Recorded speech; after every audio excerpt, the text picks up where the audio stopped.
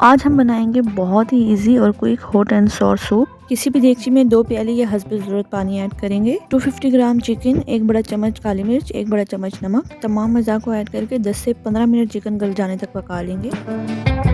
15 minute बाद chicken गल जाएगा। 2 बड़े चम्मच सिरका, soya sauce, chilli sauce add करेंगे।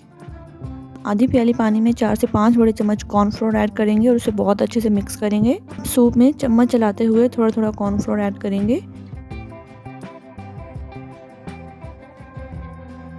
अब एक अदद अंडा लेंगे और उसे बहुत अच्छे से फेंटकर चम्मच चलाते हुए सूप में मिक्स कर देंगे। अगर आप इस सूप में वेजिटेबल ऐड करना चाहते हैं तो जब हमने चिकन ऐड किया था उसी के साथ आप अपनी पसंद की वेजिटेबल्स भी ऐड कर सकते हैं।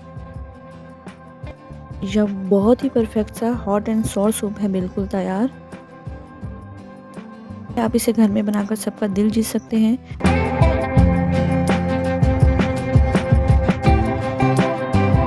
अपना ढेर सारा ख्याल रखिए, दुआओं में याद रखिएगा। अल्लाह हाफिज़, फी अमानिल्लाह, रब रखा।